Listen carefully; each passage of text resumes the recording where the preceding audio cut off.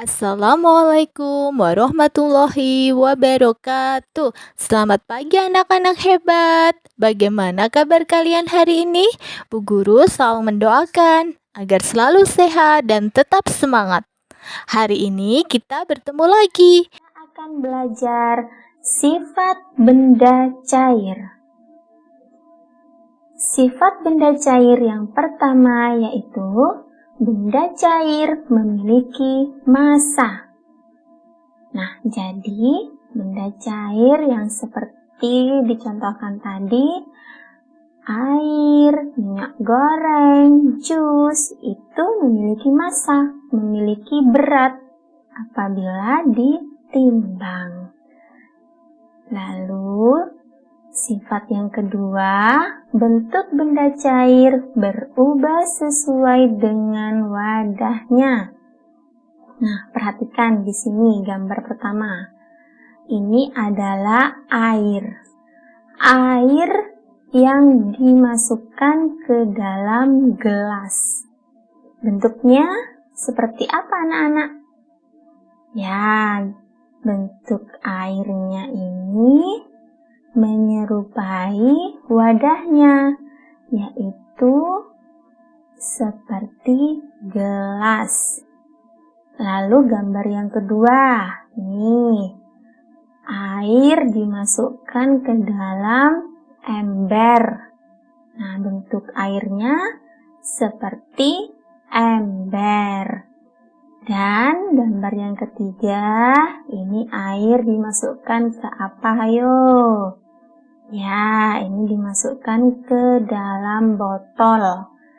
Biasanya kalian minum air dibawa ke sekolah memakai botol. Nah, air yang kalian minum itu jika dimasukkan ke dalam botol, maka bentuk air menyerupai botol.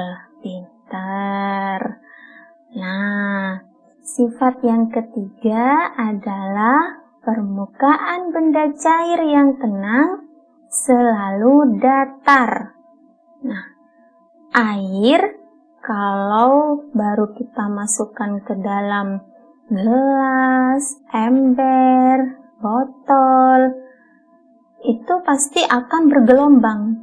Nah, coba kita tunggu sebentar.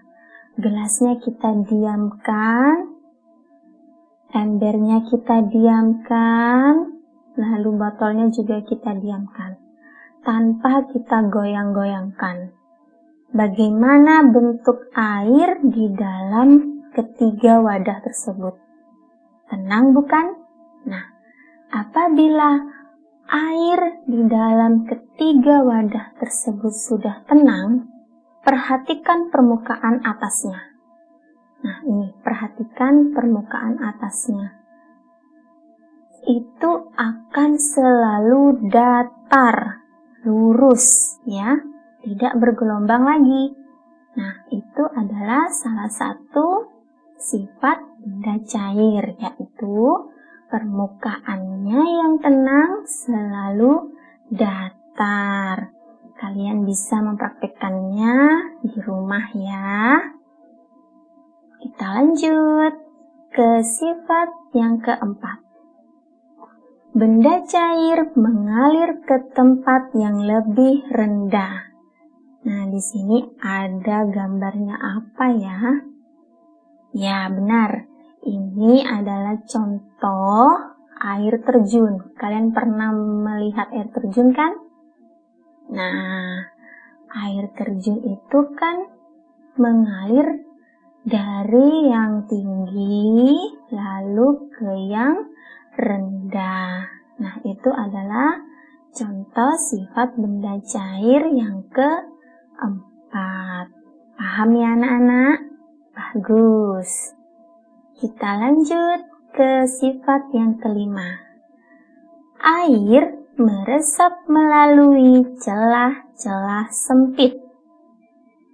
Nah, perhatikan di sini. Gambar pertama ini adalah lampu minyak Petromax.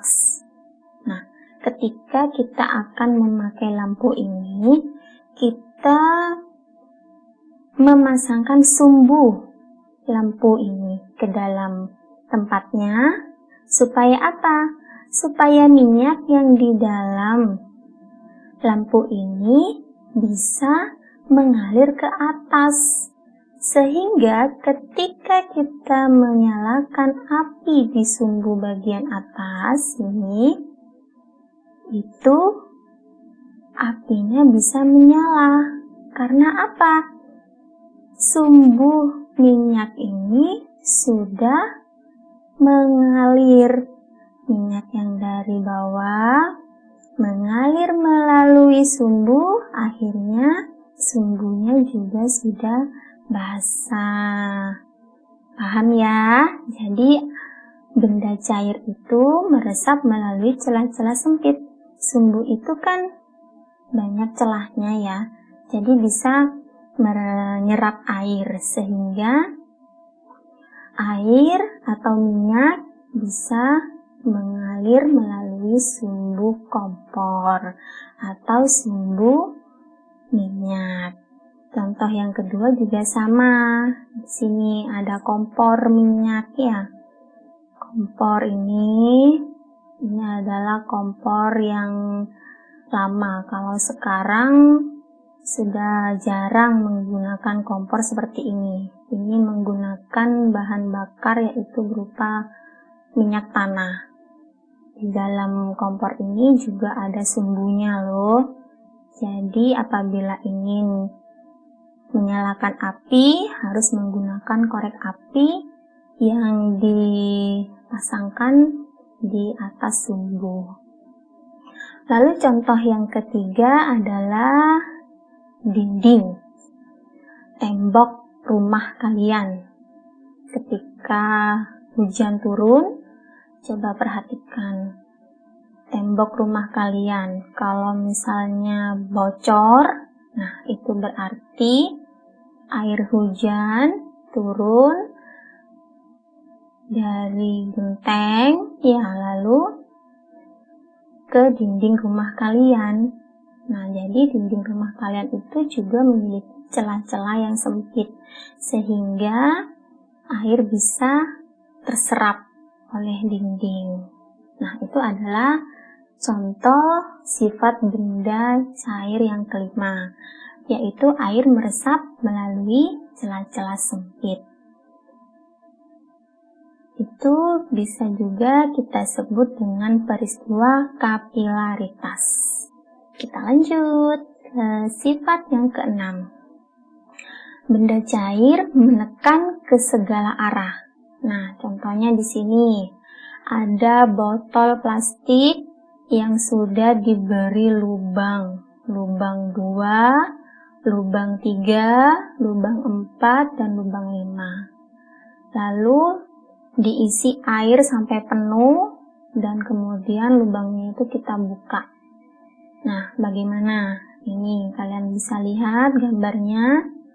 Air menekan ke segala arah. Jadi keluar dari semua lubang.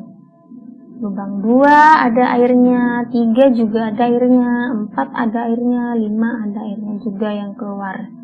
Jadi itu adalah contoh sifat benda cair yang keenam, yaitu benda cair menekan ke segala arah.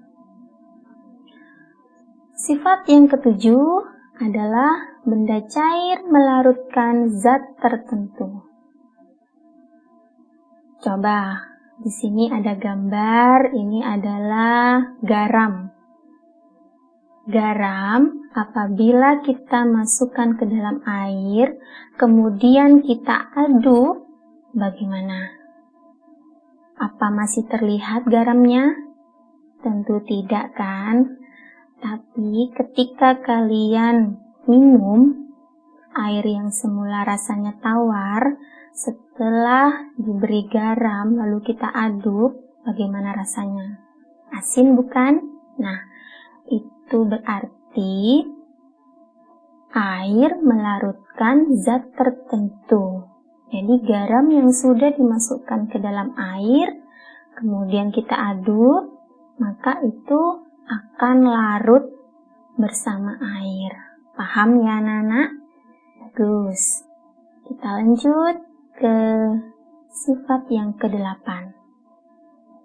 Volume benda cair selalu tetap, dapat diukur dan dinyatakan dengan satuan liter. Nah, jadi volume benda cair itu selalu tetap walau dipindahkan dari tempat satu ke tempat lainnya. Dan satuan benda cair itu dinyatakan dengan satuan liter. Misalnya kalian ingin membeli minyak goreng, pasti kalian akan beli 1 liter minyak, 2 liter minyak, seperti itu. Paham ya? Terima kasih anak-anak. Sekian dulu pembelajaran dari Bu Guru. Kita bertemu lagi di pelajaran berikutnya. Wassalamualaikum warahmatullahi wabarakatuh.